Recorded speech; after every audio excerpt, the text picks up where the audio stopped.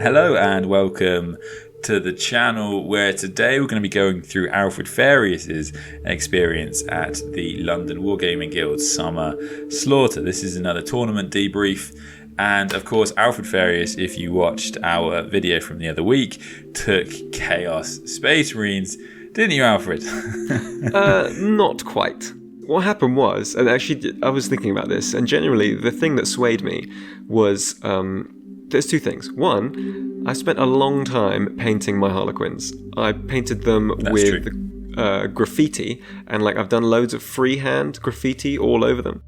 And I realised that there are painting awards on this, none of which I won. And when I got there and saw the quality of everyone else's painting, I was like, okay, I shouldn't even be near these people. But still, that was my initial thought, because it's painted a lot better than a lot of my Chaos Space Marines, which was my first army back in the hobby at the start of 8th edition, several years ago when I was very rusty at painting. That was reason one. Reason two was that I was reading through and I hadn't realised that in Psychic Awakening, and maybe they did it in the White Dwarf as well, you can now take the Jung Khan without her making the whole detachment a Ynnari detachment. You can take you could take an Inquisitor where she just sort of slots in and the detachment remains, or you can choose for it to remain a Harlequin detachment. And I was like, oh, that's so cool. I've got that model because I randomly got it on eBay. I want to try it. And those are my two thoughts. I want to try this model because I think it's cool, and I want to win painting, which I didn't. So yeah, I ended up taking pure Harlequins, and I ended up taking a list that I hadn't been able to test before because I'd literally never played using the Jung Khan on the table, even though I knew she's so fun to use, but at the same time, really quite a difficult model to get right. Because she's a lot of points. She's almost 300 points for a T6 9 wound model. Yeah, no, I think it is perfectly fine. I guess the biggest thing from my end, having seen you build and paint this army for a long time, and it is so beautiful, as everyone can see on the screen right now, and it's such a cool and original idea that I think it was really good of you to take them in a way, because they are kind of on the back of their time in the sun, which of course you didn't really get to enjoy because we were still in lockdown. And the funny thing about Harlequins is that they're not getting a lot of showing right now, and that's not because they're bad. They're still very good as a faction, but it's just the fact that, as we've discussed many times before, they're more resilient, but outside of that, they kind of just are worse than Drukhari in everything that they do. It's very obvious with Harlequins and Drukhari just how many attacks they get, and because they're similar speeds, and their guns compared to haywire. So it was cool for you to take them, because as we get more and more 9th edition codexes and the Harlequin codex, I can't imagine that's a priority from Games Workshop. So maybe we might not get too many more Harlequins performing in the meta before they get their book. Yeah, that's totally, it's fair. I love the army. That's sort of been a labour of love for me. At the same time, I do know that Drukhari do everything that Harlequins do, but cheaper and often at more damage output, which is a shame. But at the same time, Harlequins are cool. I guess that does highlight as well, because we've both drawn that comparison, kind of a similarity between our armies in a lot of ways. They're quite different in terms of resilience, but outside of that, we both took very tricksy armies, and we both took armies that are pretty mobile and have some good output when employed effectively, but are very punishing if you get things wrong. And I think that's quite interesting, actually, talking about it, because a lot of people that we knew going to this tournament had kind of a different mindset, very understandably, which was that I haven't played Warhammer competitively in a year, so I'm going to take an army that is potentially a bit more forgiving. And my other two armies I played with Dark Angels and Tau, so you could make a bunch of mistakes when playing Tau, but as long as you would buy a drone, you were fine. It's very, very different to Harlequins for sure. Yeah, I'll totally admit, before this tournament, I'd played actually quite a few games with my Harlequins in ninth, and I don't think I'd won a single one. I'm crap at them. But at the same time, at this tournament, I thought I just took it as like, Harlequins are an unforgiving army, but they're an army that they really help you learn a lot of these fundamentals, and I thought, this is a great practice set, because it was a major, but at the same time, the LGT for us, the London Grand Tournament, is the big one, and that's the one that you want to have everything ready for. Not that I'm expecting to get particularly well in that, but still. No, for sure. I think a lot of players do use this tournament as a testbed for their LGT lists. If you've got the BCP subscription and you look at the top armies of the Summer Slaughter, you will see a lot of the top armies you're going to see at the LGT for sure. Yep. So that's if you want an idea of what you're going to face there, then that's where you look. So let's go through your list then, Alfred. So what have you got in your army? So I went with a Soaring Spite Harlequins list for this tournament. There's kind of two main branches of thought when it comes to Harlequins. Either you do Soaring Spite, and what they do is they allow you to have your fusion pistols, which is essentially like little melter guns that they can all have. They allow you to be inside your transports and advance the transports, and then they count as assault weapons, which gives you effectively 6 inches extra range on them because they auto-advance 6. And you make a lot of sort of gunboats, they call them, driving around doing little drive-bys, hence the graffiti. Or the other train of thought is to use Frozen Stars, and their trait allows you to get an extra attack when you charge. But when you're building that list, you tend to need a lot more troops, and I do more of a sort of multiple small units rather than larger units of those troops. So what have I got in there? I've got the usual Shadow Seer that you'll see. She has got the relic to give her a 9-inch aura. I've given her a pivotal roll, so she's got 2 auras, which are both now 9-inch. One is that enemy weapons count my units as being 6 inches further away when they measure, which is really useful, especially on turn 1, where if I can't quite fit everything behind obscuring terrain, I know that a lot of their weaponry is just going to not be able to reach me. And the other really important aura she has is -1 to wound, which usually only affects infantry, but for 2 CP I can make it affect my bikes and boats. They have some really cool defensive abilities that you just don't see very much of in the game, Harlequins, which is actually in certain matchups especially can be really strong, like that -6 inches range. You play salamanders and then you put on a flaming unit or something. I did play, so at the start of nights I played salamanders, and this was back when they still had an 8-inch flamer rather than the 12 that all the flamers have been increased to. So that 8-inch flamer went to 2 inches, and he was right next to me, and I was like, but are you 2 inches away? Because otherwise you're out of range. There we go. So that was fun. But anyway, for this tournament, she was the Warlord, and she had the Player of Twilight Warlord trait, which lets me farm CP. And it's an interesting one because you can farm more than 1 CP in a battle round, because you have to roll the number of CP that it costs. So if it's a 2 cost stratagem, you roll a 2 and then I get 2 CP. But I can only get CP once per round, so I can get 2 CP, but then that's it for the round. It's cool, but I think over the course of the tournament I barely farmed any CP. The reason I wanted it is because it's always the way. So I actually had a similar thing. I have CP at the start of the game, and I rolled a 1 on this. I got 1 CP every game but 1 where I got 2. The reason I went for that is because I think the thing that makes Harlequins still quite strong, in my opinion, is some of the stratagems. So I just really want to be able to get that CP back so I can keep doing these really strong stratagems they've got. Next up in HQs, I've got the Jung Khan.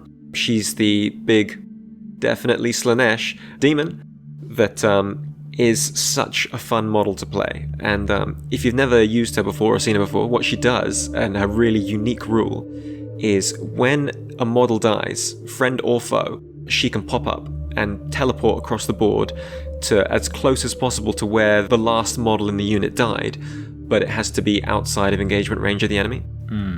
She can't charge when she does this, but she can heroically intervene. And it leads to so many really fun, interesting plays that you can do to really give some mind games to the opponent. and sort of get them thinking, do I kill this unit and maybe get a giant demon in my face, or do I leave him there and maybe next turn he'll jump that unit onto a point and contest it off me? It makes some of the decisions that the opponent has to make quite tricky to make. I'll go through some examples of kind of fun things I did with her and mistakes I made as well when we start talking about the individual matchups. My final HQ choice was a Troop Master. He's a choreographer of war, so he rerolls failed wound rolls in melee as an aura. And I gave him the Twilight Fang, which is a relic where it makes him strength 5, AP -2, flat 2 damage, but he gets an additional attack per round that you're in. So in round 3, he gets 3 additional attacks. It just makes him quite killy, and one of the things that I did several times that I think is really cool is Soaring Spite have a stratagem where instead of consolidating, as long as you're within 6 inches of a transport, you can jump back into that transport. So what you do with him is you get him out, you fight with him, and then he can't be hit back because in the consolidation step he's going back in the transport. And in addition, I can do that in my army. I've got 2 other ways to fight and not be hit back, which makes my fight phase very irritating for my opponent, and I love it. I had 6 units of troops, 1 had no weapon upgrades, and then 4 of them had a lot of fusion. So each squad had 4 fusion pistols, and then 1 guy with nothing, because he was the sacrifice, because I always expect to lose 1 when the transport explodes. It's always, I think, good to have 1 that will die, because you know that 1 will die, at least. The poor sacrifice guy. Anyway, 4 with fusion, 2 with the Caress, which is the decent weapon, and then 2 just with the blade to save points, because the Caresses are quite expensive. And then because of points, there was another squad like that, but with 1 less fusion, as you do. Then I had 2 5-man squads of Haywire jet bikes with the glaives, the standard loadout for Harlequins, and it's really, really good against vehicles. But as you will see later, if you run into not vehicles, then they become a little bit wasted. And then finally 5 Starweaver transports. So everything pretty much is starting in transports, which makes the army super mobile. Cool. So, your first matchup then, Alfred. So what did you play against in round 1? So, my first matchup was the one that I was most worried about going in because, well, I'm not sure if that's true. I was definitely very worried about going in because when I saw the list, and this was before the tournament, I think I saw the list a day or 2 before, I was like, how am I going to deal with this? It was a... I think everyone did the same, but yeah. It was a... Except my opponent. So it was a White Scars list. So the things that I was really worried about in this list is that I saw that he has 3 Relic Contemptor Dreadnoughts with the Volkites. And the Volkites are the ones with the Strength 6, flat 2 damage weapons that cause mortal wounds. You know, my Harlequins, they're relying on this 4-up invuln save across the army. And those mortal wounds are really something that can just rip me to shreds if I don't avoid it. Not only that, but he had big squads of Vanguard vets with storm shields, and as White Scars, he's got that same mobility that I do, because he's advancing and charging, and they had fly. So I didn't know if I'd be able to necessarily keep away from it. With this mission though, what happened was he had so many points invested in these big strong units, but not a lot in objective secured units, whereas I have several small units of troops. So at the start, I think I got first turn, and with my Haywire bikes, I went straight for those Contemptors, and I popped 1, brought 1 down to half wounds. I didn't do quite as well as I thought, but then I fire and faded back to make sure that he wouldn't be able to get a turn 1 charge. And then the other turns, the main aim of the game was leaving myself with troops on his points when he had no obsec. So I just gradually brought that primary up and up and up, and he was scoring very little on the primary, I think like 5 most turns, because I managed to just really spread out across the board better than he did, and just win on primary. The one really fun moment was, because the Jung Khan pops in when something dies, right? She was on one of his points with a load of troops, and he'd positioned some Eradicators to try and take her out. He realised that he wouldn't be able to shoot her with eradicators till those troops died, so he fired off his Volkite, killed the troops, and I literally moved the Jung Khan about 3 inches, which put her out of line of sight of those eradicators, but still on this objective. So he'd spent an entire turn moving something there just to kill her, and then realising he had no other targets because she'd moved 3 inches out the way in his shooting phase. Nice play. And that's why I love the Jung Khan. She's just so fun to do shenanigans like that. True. But yeah, that was essentially how that game went. It was a victory for the Harlequins. It wasn't like a huge victory, but I think just focusing on scoring those points, and I didn't focus too much on killing, if I'm honest, but I didn't feel like I needed to. I just played it safe, played the mission, and, did what I needed to do. Turn 2, I was against a pretty typical strong Death Guard list. It had Mortarion, a lot of Blight Lord Terminators, Death Shroud Terminators, some really tough, resilient stuff to kill. And the problem I find with things like this is that my main way of dealing with big things is my fusion. I've got a lot of fusion, but fusion's super swingy. I can't complain about other people's invulns when my army has invulns everywhere, but against big things like Mortarion, if I'm only going to hit him on 4s a lot of the time because he's got his spell off, and then with my strength 8 I'm winning on 4s, and then he's got a 4-up invuln, it takes a lot of fusion pistols to get through, and when you do the maths, it's actually super difficult to kill him just with fusion. So what I had to do was just try and play around him, which wasn't easy because Mortarion's actually relatively quick for the Death Guard. I remember I made one main mistake, which was that his Foul Blight Spawn, which is the guy that makes you count as having not charged and fight last, was slightly hidden amongst his Terminators. He's quite a similar looking model, and it was my mistake to make that I didn't ask him where the Foul Blight Spawn was. I knew there was one in the list, but I charged my bikes in with the intention of actually using my stratagem to bounce out of combat, so they've got a strat to, instead of consolidating, move, and the bikes move 16 inches. And that was what I wanted to do, but they have to fight in order to do that. And all of a sudden I realized, oh no, I'm now fighting last against these Blight Lords. So they killed off a lot of bikes that I wasn't expecting to die. And that started to swing the game in his favor because my bikes are very expensive. It's always going to be tough. We'll probably talk more about things you would change at the end. Yeah. But I guess one of the things that's important to mention is that the Harlequins range, if you're not familiar, is very small. So not having an answer for Mortarion, it's not like other factions where you can be like, oh, well, I'll just take more of X, because you only have like 2 options for your anti-tank, really, reliably. So, and they're not that reliable, apparently. Yeah. So it is a really difficult one. And I guess Harlequins are always going to be that touch meta dependent, because they're always going to prefer vehicle heavy lists. That, and then the other couple of things to mention there is, because the range of those fusion pistols is 6 inches, if you go in with the intention of trying to kill him and you fail, then you're 6 inches away from Mortarion, which is not somewhere you want to be.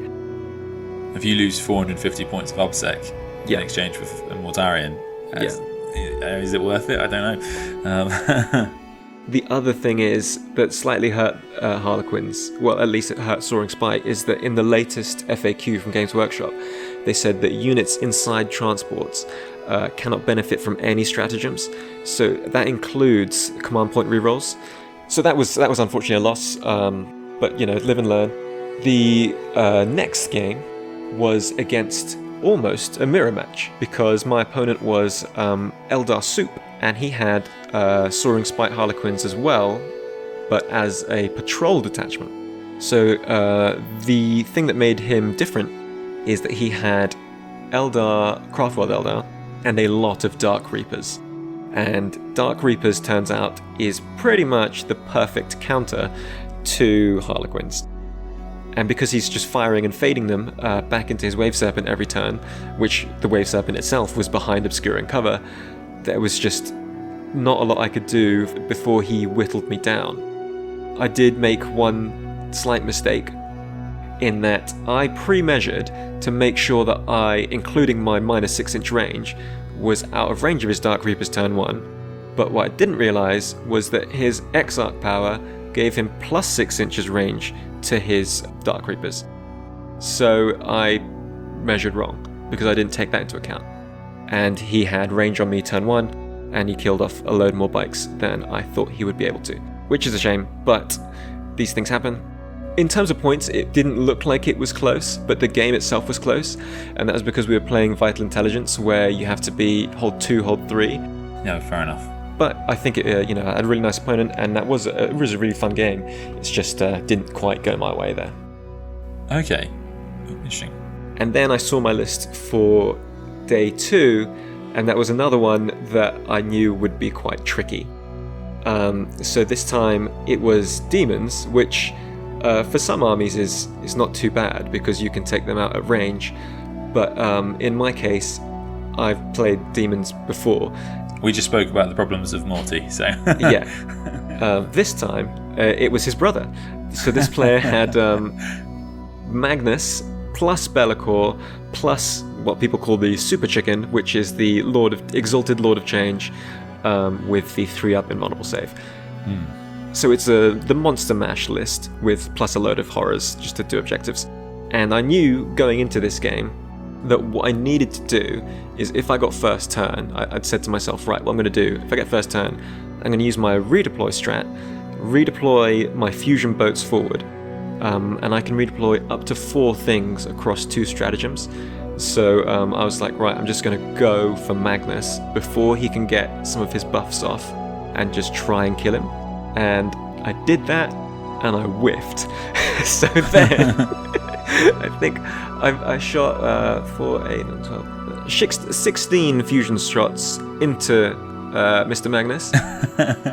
And I did a grand total, I think, of 5 wounds across all those shots. And then the next round, he healed all of that damage that I'd done. And like half my army was in front of him now, with nothing to show for it. And when your army relies defensively on either -1 to hit, -1 to wound, and an invuln save, that really doesn't matter when he's just doing D6 smites from Morty, plus more smites from everywhere. Even his horrors were smiting. Magnus. Sorry, Magnus. The less smelly of the 2. Yes. Yeah. Him. Yeah. No, anyway, for sure. Couldn't kill him. I did make one big mistake, which is a sort of a learning experience. I put bikes on a point to try to kill Be'lakor.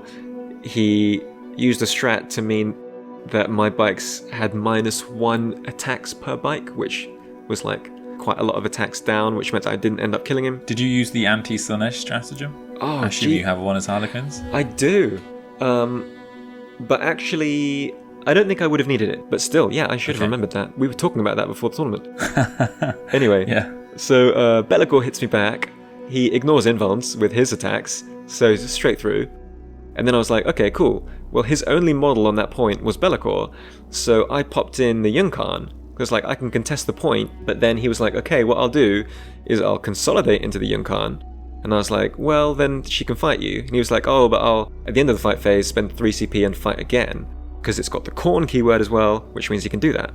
He fought with Be'lakor for 3 CP and killed her quite easily because he ignores her invuln. That was a huge learning experience. That's why we practice. That's why we practice. And I had been doing that sort of thing in other games where she fights and then as soon as you kill something else in the fight phase, you bounce her away so that whatever she fought, if it survived, can't hit her back.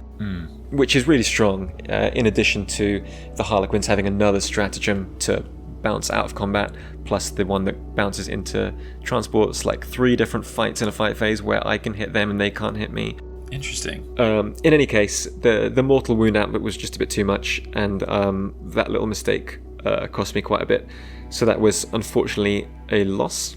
I was going to say, cool to play against the big beasties, though. You get Be'lakor is such a cool model, and it was a really beautiful army. I remember seeing that army that you played against. This army that I fought was the lovely guy, and he won the best painted.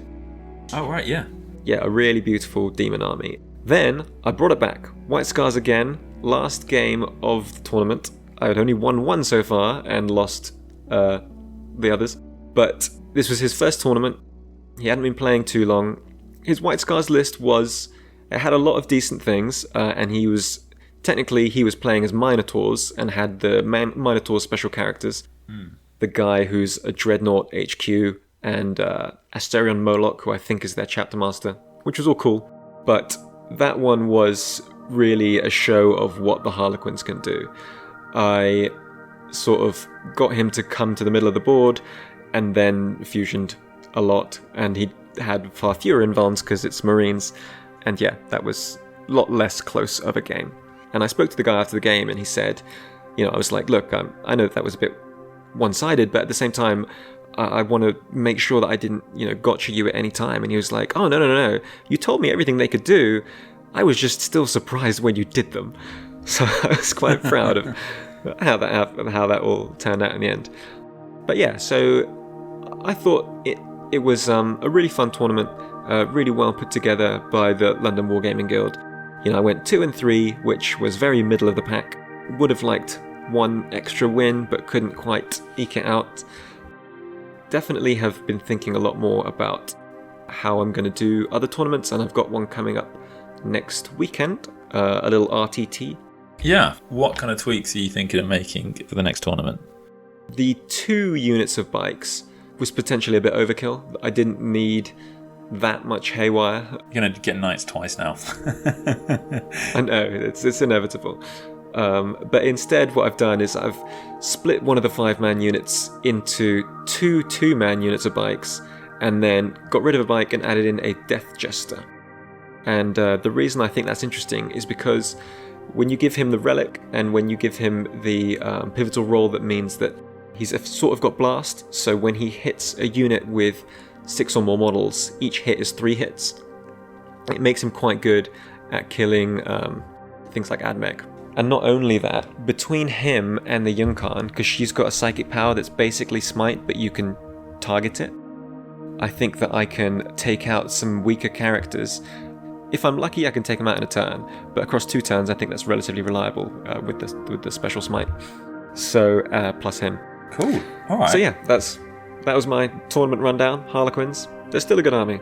Yeah, you had a good time. It was great to see the Graffiti Quins on display. They're obviously an absolutely gorgeous army, mate. Well done. I've got to ask, just because I'm sure it will be in the comments, how do you do the graffiti? With some difficulty. So what I do is I make a Pinterest board. This makes me sound like such a twat. I make a Pinterest board and I find lots of images of the type of graffiti that I want to copy, and I use that as the basis, and after that I sort of determine what my style will be. What I've done now is I found really nice pens that make doing the black lining a lot easier, because the areas of colour are easy enough with a paintbrush. The black lining is horrible to do with a paintbrush, which I did do, and I've now redone with pen, because pen's easier. Interesting.